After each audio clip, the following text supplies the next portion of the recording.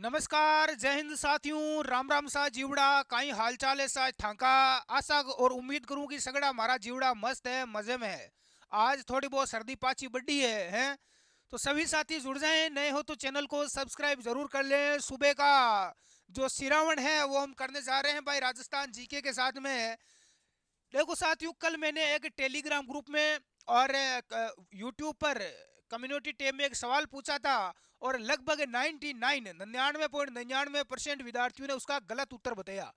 ऐसे सवाल एग्जाम में पूछे जाते हैं, हम सवाल तो पढ़ते हैं नहीं है। पहला वर्ड एक शब्द पकड़ लेते हैं स्टार्टिंग का और आंखें मीच कर उसको पढ़ लेते हैं। पता नहीं उस टाइम जिस समय सवाल पूछा जाता है हमारी आंखों के सामने अंधेरा हो जाता है ऑटोमेटिक ही, और सीधा ऑप्शन हम देख कर टिक मार देते हैं।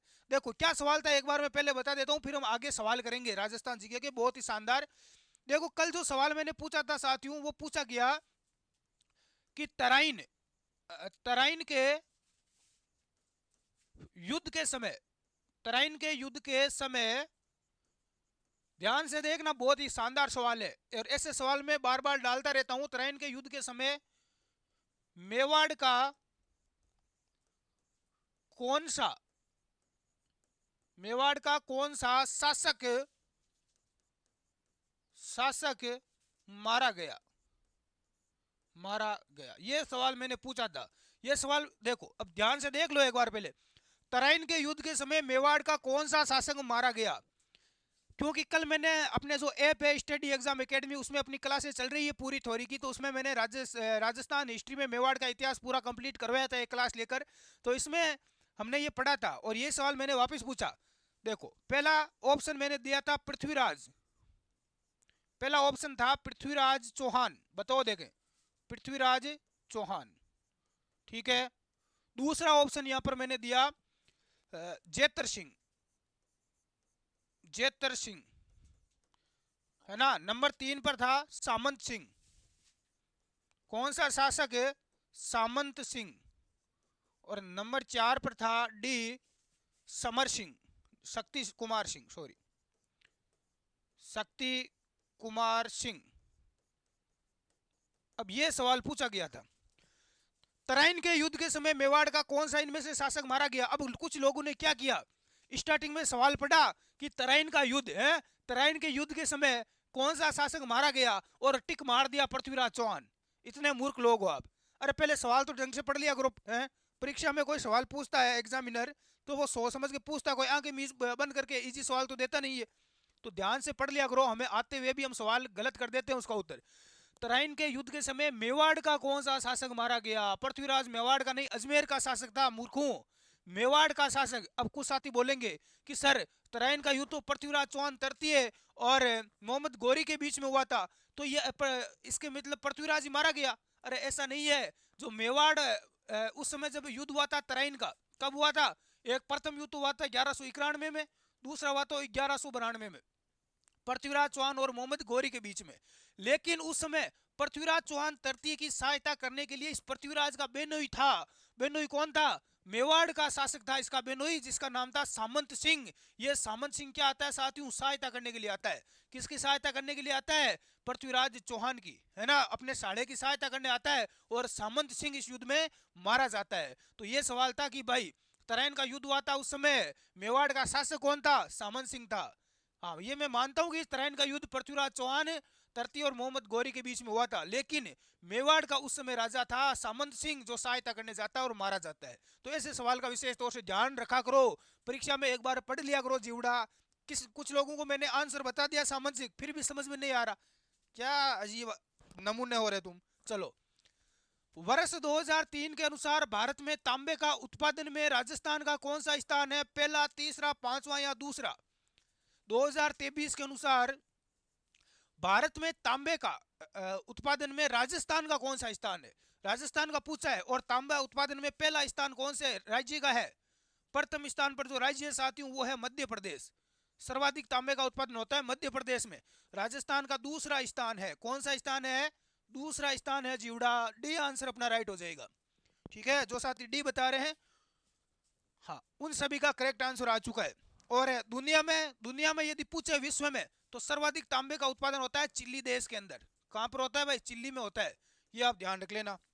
चलो, अगला सवाल है कि निम्न में से कौन सा राजस्थान का पहला सुपर तापीय पावर प्लांट है। राजस्थान का पहला सुपर तापीय पावर प्लांट कौन सा है। सूरतगढ़ सुपर तापीय पावर प्लांट, कोटा तापीय पावर प्लांट, छबड़ा या धौलपुर गैस तापीय पावर प्लांट। जल्दी से कमेंट करो देखे।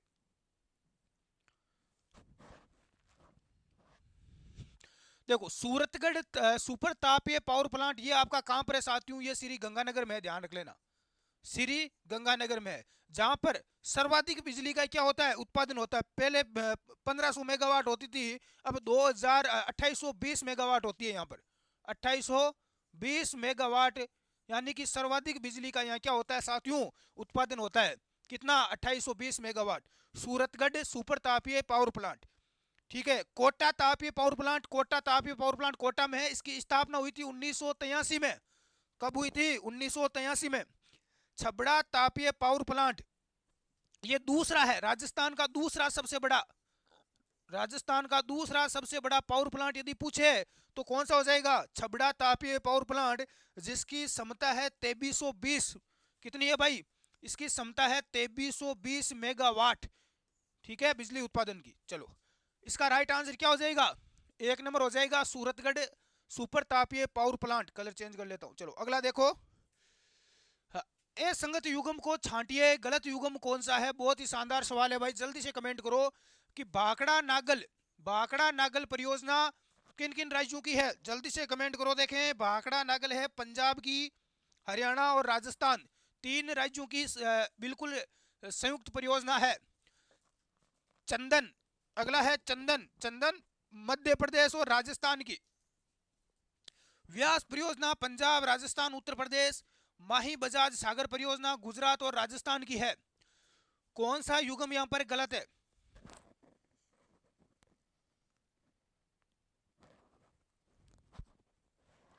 तो राइट आंसर सी हो जाएगा व्यास। व्यास परियोजना साथियों किस किन राज्यों की है, तो ये हिमाचल प्रदेश है और पंजाब की है, ठीक है, ध्यान रख लेना, हिमाचल प्रदेश और पंजाब की है, ना कि पंजाब राजस्थान उत्तर प्रदेश की नहीं है। तो सी उत्तर अपना राइट हो जाएगा। अगला सवाल देखो, बहुत ही शानदार सवाल पूछा गया है और ऐसा सवाल देखो एग्जाम में पूछा जाता है। क्या सवाल है कि कृषि गणना 2015 और 16 के अनुसार राजस्थान में कुल प्रचलित भूमि जोतों की संख्या कितनी थी। भूमि जोतों की संख्या कितनी थी बताओ देखें, 68, 76 लाख, 65 लाख या 78 लाख। 2015-16 के अनुसार थी साथियों 76.15 लाख। कितनी थी, 76.15 लाख। बी उत्तर अपना क्या हो जाएगा, करेक्ट हो जाएगा। बहुत ही बढ़िया, जो भी साथी बता रहे हैं, जितने भी मेरे विद्वान मित्र और मित्रानियां क्लास में लाइव जुड़ चुके हैं, एक बार क्लास को लाइक और शेयर कर दे भाई। बहुत ही बढ़िया, शानदार। चलो अगला सवाल देखते हैं। अगला सवाल स्क्रीन पर आ चुका है, ये लो दुनिया का सबसे बेहतरीन सवाल, जवाब दो देखें कमेंट में। जवाब का मैं इंतजार कर रहा हूं भाई, किस किस का जवाब राइट आता है। सवाल क्या है, निम्न में से किस केस में अविका कवच बीमा योजना प्रभावी होती है।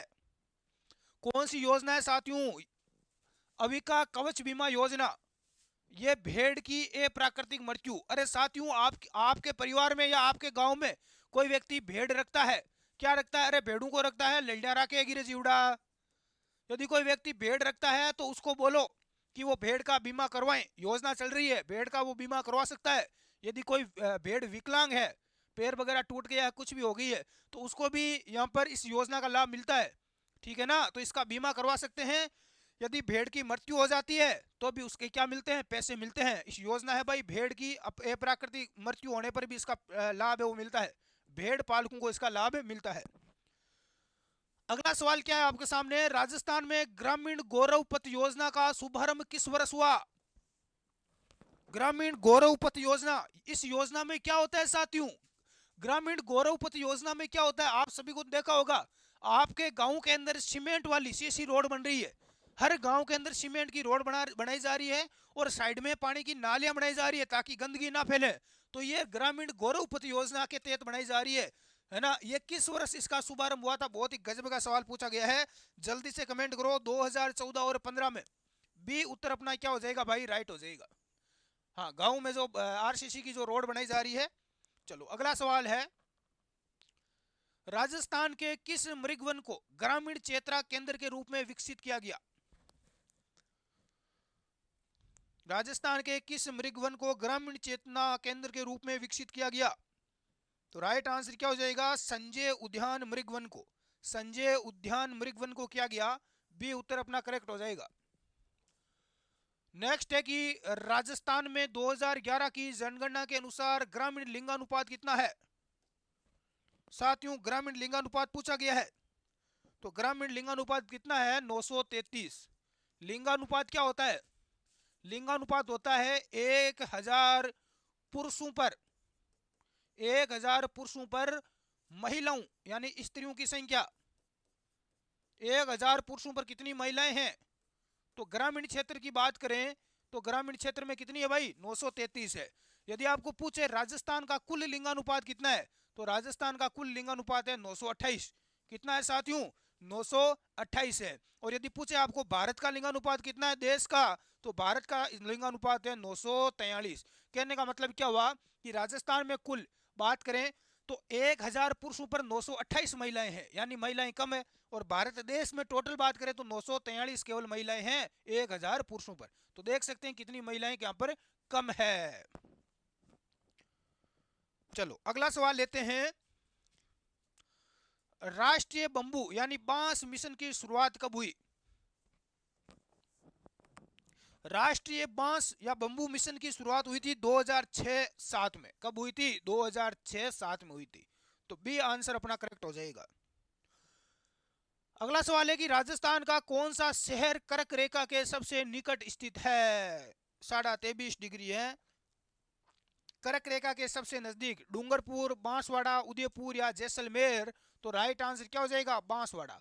कर्क रेखा साथियों राजस्थान के दक्षिण से गुजरती है बांसवाड़ा और डूंगरपुर जिलों से।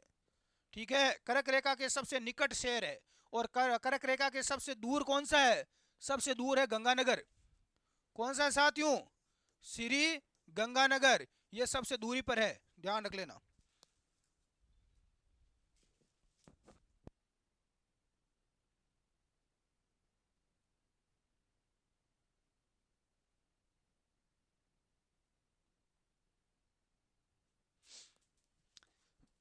अगला सवाल है कि अरावली पर्वत का विस्तार कहां से कहां तक है साथियों? अरावली पर्वतमाला का विस्तार पूछा गया है कि कहां से कहां तक है, जल्दी से कमेंट करें। मध्य प्रदेश से सीहोर से दिल्ली, मध्य प्रदेश के सीहोर से दिल्ली तक है। राजस्थान के उदयपुर से दिल्ली, गुजरात के पालनपुर से दिल्ली, उत्तर प्रदेश के आगरा से दिल्ली। तो अरावली पर्वतमाला का विस्तार है साथियों गुजरात के पालनपुर से दिल्ली तक। ठीक है, तो सी आंसर अपना क्या हो जाएगा? राइट हो जाएगा। लंबाई कितनी है टोटल बताओ देगा अरावली पर्वतमाला की, कमेंट करो। निम्न को सुमेलित कीजिए। बहुत ही बढ़िया सवाल पूछा गया है, एक ही सवाल में सारे सवाल कंप्लीट। 4 सवाल देखो एक ही सवाल में हमारे कंप्लीट हो रहे हैं। पहला ऑप्शन है बिगोद। बिगोद कहां पर है जीवड़ा? गुरुजी बिगोद तो भीलवाड़ा में है। बिगोद चाला रे जीवड़ा है, देवाड़ी चाला देव जी का मंदिर है, देवनारायण जी का।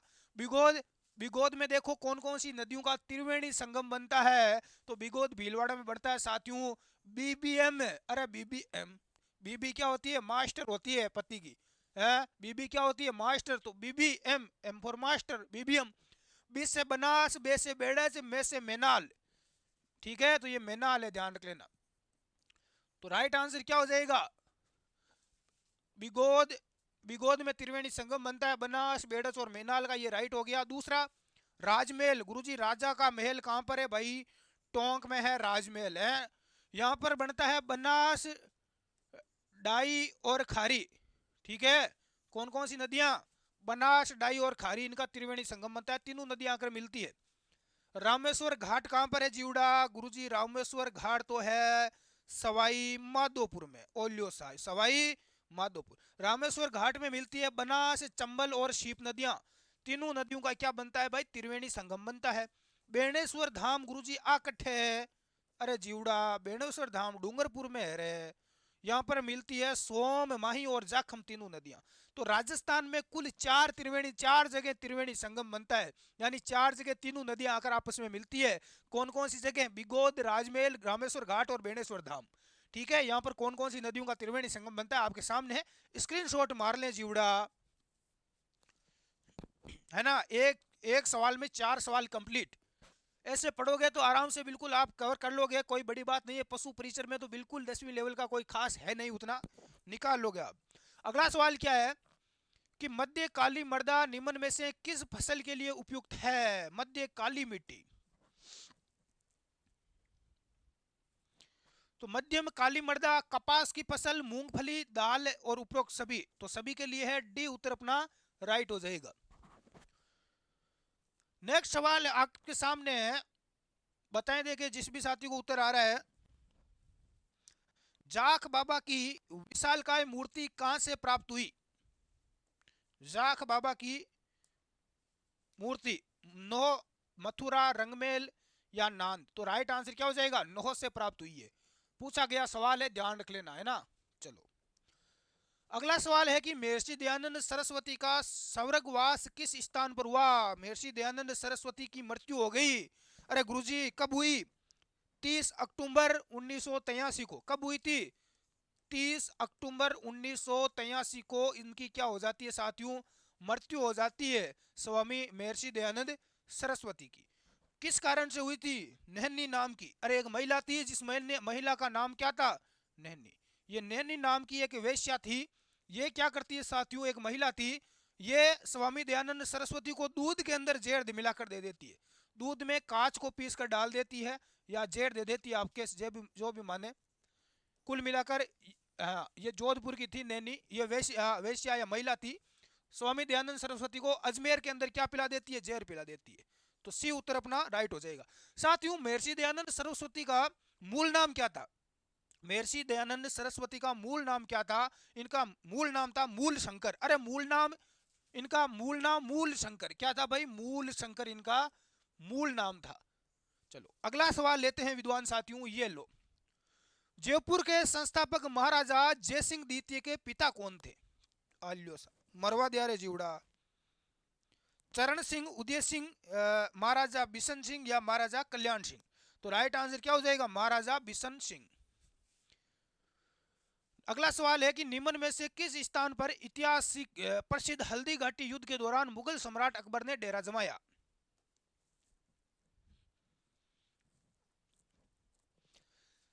इतिहास प्रसिद्ध युद्ध हुआ था हल्दी घाटी, हल्दी घाटी युद्ध के दौरान मुगल सम्राट अकबर ने किस किस के, कब हुआ था हल्दी घाटी का युद्ध? 18 जून 1576 को। कहीं 21 जून भी मिलता है। 18 जून 1576 को हुआ था। हल्दी घाटी राजसमंद जिले में है ना। किस किस के बीच में हुआ था? मुगल सम्राट अकबर और मेवाड़ के जो शासक थे महाराणा प्रताप, उनके बीच में हुआ था। तो यहाँ पर देखो अकबर की बात करें तो अकबर का इस युद्ध में सेनापति कौन था? सेनापति था साथियों मान सिंह। ये मान सिंह आमेर का शासक था, मान सिंह कछुआ, है ना। ये क्या था? अकबर का प्रधान सेनापति इसको नियुक्त किया गया। और अकबर ने यहाँ पर डेरा, मुगल सेना ने डेरा कहाँ जमाया था साथियों? मांडलगढ़ में। कहाँ जमाया था? मांडलगढ़ में, है ना। यहाँ पर सेना को रोका गया, 21 दिन का प्रशिक्षण दिया गया सेना को। इसके बाद में हल्दी घाटी युद्ध की व्यू रचना अकबर ने कहाँ रची? तो हल्दी घाटी युद्ध की अकबर ने जो व्यू रचना रची थी, पूरी की पूरी रणनीति, वो अकबर का किला जो कहां पर है? अजमेर में है, वहां पर सारी की सारी रणनीति बनाई गई। अगला सवाल क्या है साथियों? मान सिंह था, ये मान सिंह हल्दी घाटी युद्ध में प्रधान सेनापति था। इस मान सिंह के हाथी का क्या नाम था? मान सिंह के हाथी का नाम था साथियों मर्दाना, है मर्दाना। तो मान सिंह के हाथी का नाम था मर्दाना। और अकबर के हाथी का क्या नाम था? अकबर के हाथी का नाम था हवाई। क्या नाम था साथियों? हवाई। हवाई किसका हाथी था? अकबर का। और महाराणा प्रताप के हाथी का क्या नाम था? इस युद्ध में तो वैसे बहुत सारे हाथियों ने भाग लिया था, लूणा, राम प्रसाद, है ना। तो महाराणा प्रताप का हाथी राम प्रसाद था, जिसको अकबर ने पकड़ लिया था और बाद में इसका नाम पीर प्रसाद कर दिया था, हमने पढ़ चुके हैं, है ना। मारवाड़ी में वीरता साहित्य सेवा के लिए सिरोपाव क्या था? मारवाड़ में वीरता और साहित्य सेवा के लिए कौन सा सिरोपाव मिलता था? तो इसमें हाथी सिरोपाव मिलता था भाई। सबसे अधिक ऊंचा जो हाथी पाव मिलता था पुरस्कार, वो हाथी सिरोपाव था। बी आंसर राइट हो जाएगा। नेक्स्ट है कि राजस्थान, जिसे पहले राजस्थान के नाम से जाना जाता था, राज्य का गठन कब हुआ? जल्दी से कमेंट करो देखें। राजस्थान को पहले किस नाम से जाना जाता था? राजपूताना। क्या नाम था भाई? राजपूताना।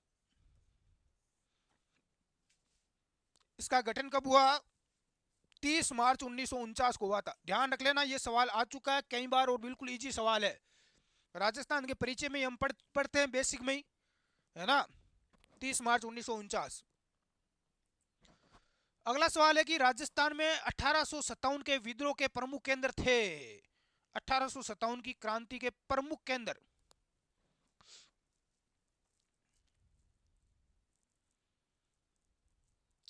देखो, शाहपुरा, बिजोलिया, टोंक, यहाँ पर दे कोटा और अहुआ, ये प्रमुख केंद्र थे। कोटा और अहुआ। अहुआ के ठाकुर थे कुशाल सिंह, है ना। तो डी आंसर अपना राइट हो जाएगा। 1857 की क्रांति की शुरुआत राजस्थान में जो नसीराबाद छावनी है, यहां से हुई थी। कौन सा कूट सुमेलित नहीं है? अब बताओ। देखो, बहुत ही शानदार सवाल देखो आपके सामने है। ऐसा सवाल जब आता है तो बहुत सारे विद्यार्थी, 99% विद्यार्थी एक नंबर यही पीछे रह जाते हैं, है ना। बताओ देखें।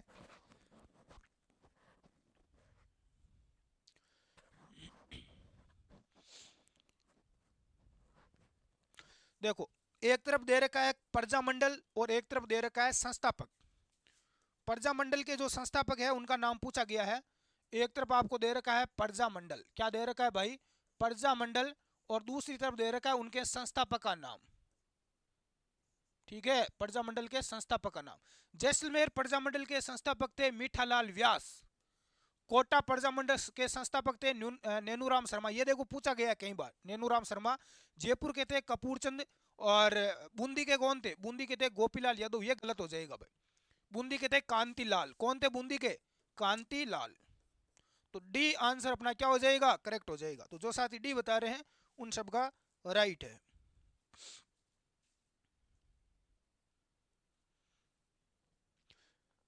जोधपुर में 1929 में किसके नेतृत्व में मारवाड़ हितकारिणी सभा की स्थापना हुई?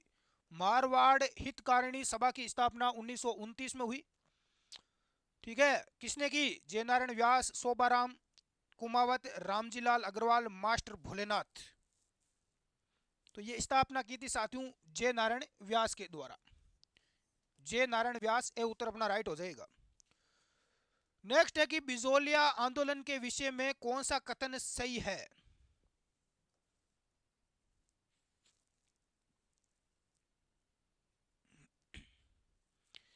बिजोलिया आंदोलन 1857 में प्रारंभ हुआ। इसका नेतृत्व साधु सीताराम ने किया था। तो साधु सीताराम भी उत्तर अपना करेक्ट हो जाएगा। अगला सवाल है कि त्रिपुरा सुंदरी माता का मंदिर राजस्थान में कहां पर है? त्रिपुरा सुंदरी का मंदिर कहां पर है भाई? ये देखो कई बार आ चुका है एग्जाम में। बांसवाड़ा, बाड़मेर, जालोर या जैसलमेर। तो ये आपका है बांसवाड़ा में। कौन सा वाड़ा? बांसवाड़ा। राजस्थानी भाषा में पातल और पीतल की रचना किसने की?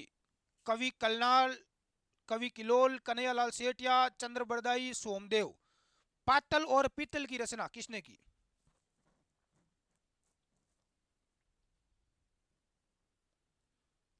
पातल और पीतल की रचना की थी साथियों कन्हैयालाल सेठिया ने। किसने की थी? कन्हैयालाल सेठिया। बी उत्तर अपना क्या हो जाएगा? करेक्ट हो जाएगा। अगला सवाल है कि निम्न को सुमेलित करना है। निम्न को क्या करना है? सुमेलित करना है। संप्रदाय और उनकी प्रमुख पीठ दे रखी है।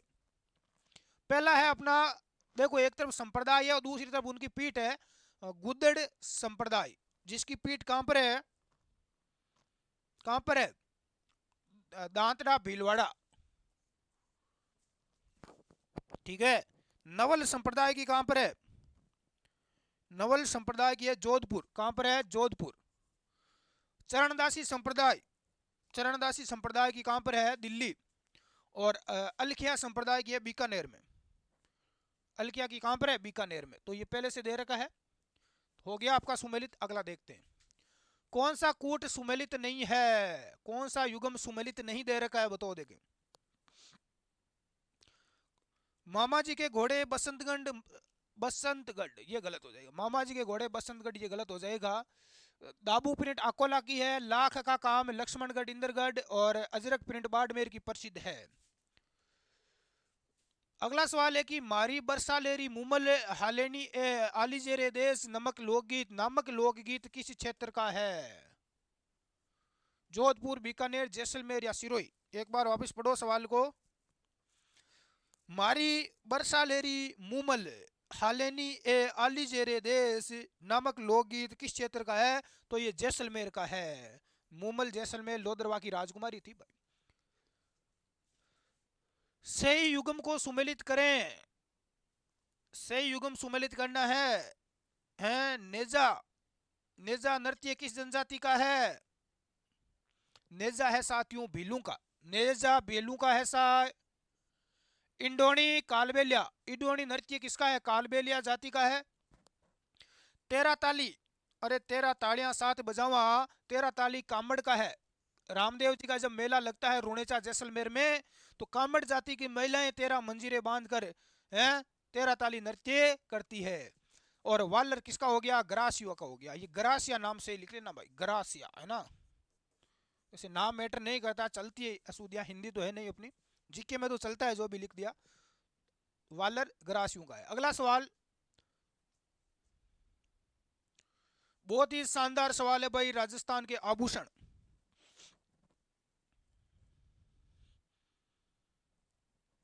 रमजोल आभूषण मध्यकालीन मारवाड़ में शरीर के किस भाग से संबंधित है? रमझोल है कमर, नाक, पैर या अंगुली? रमना खेलना, कैसे खेलोगे? पैर नहीं होंगे तो खेलोगे कैसे? रमजोल पैरों से। सी आंसर अपना राइट हो जाएगा, पैर का। अगला सवाल है कि राजस्थान में गुड़ला त्योहार कब मनाया जाता है? गुड़ला त्योहार काफी प्रसिद्ध है मारवाड़ में, जोधपुर का है ना। तो गुड़ला त्योहार कब मनाया जाता है? चैत्र कृष्ण अष्टमी को। चैत्र कृष्ण अष्टमी को गुड़ला खां को मारा था, सिर काट कर घुमाया गया बेचारे का। कुंभलगढ़ दुर्ग के शिल्पी कौन थे? कुंभलगढ़ दुर्ग कहां पर है भाई? राजसमंद में है। राजस्थान का सबसे ऊंचा दुर्ग है। नीचे से ऊपर की ओर देखने पर सिर पर रखी हुई पगड़ी पीछे की ओर गिर जाती है। महाराणा कुंभा ने इसका निर्माण करवाया था, है ना। सबसे लंबी दीवार है कुंभलगढ़ दुर्ग का शिल्पी अत्रि, कुंभ, मंडन या नरेश? जल्दी से कमेंट करो, देखे कुंभलगढ़ दुर्ग का शिल्पी कौन था? मंडन था। सी उत्तर अपना राइट हो जाएगा। निर्माण किसने करवाया? महाराणा कुंभा ने। राणा कुंभा ने इसका क्या करवाया भाई? निर्माण करवाया। और इस कुंभलगढ़ दुर्ग के बादल महल में है ना महाराणा प्रताप का क्या होता है? जन्म होता है। कूद नृत्य किस जनजाति का है? और कुंभलगढ़ दुर्ग को जीतने वाला एकमात्र सेनापति शाहबाज खान था, अकबर का सेनापति। कूद नृत्य किस जनजाति का है? भील, मीणा, कथोड़ी या ग्रासिया? तो यह आपका नृत्य है भाई, ग्रासिया जनजाति का। आचार्य तुलसी ने अणुव्रत आंदोलन का सूत्रपात कब किया? आचार्य तुलसी ने अणुव्रत आंदोलन का सूत्रपात 1949 में किया था। कब किया था? 1949। बी उत्तर अपना करेक्ट हो जाएगा। चलो आज की क्लास में इतना ही, क्लास काफी लंबी हो जाएगी। तो काफी बेहतरीन सवाल थे। आपके कितने राइट हुए हैं, क्या आपका स्कोर रहा है, मुझे एक बार आप कमेंट करके जरूर बताएं। क्लास कैसी लगी, और इसकी पीडीएफ वगैरह चाहिए तो अपना टेलीग्राम ग्रुप ज्वाइन कर लेना, स्टडी एग्जाम एकेडमी इस नाम से। व्हाट्सएप पर भी अपना चैनल बना दिया गया है। मिलते हैं हम साथियों नेक्स्ट क्लास में इवनिंग में। धन्यवाद। जय हिंद, जीवड़ा।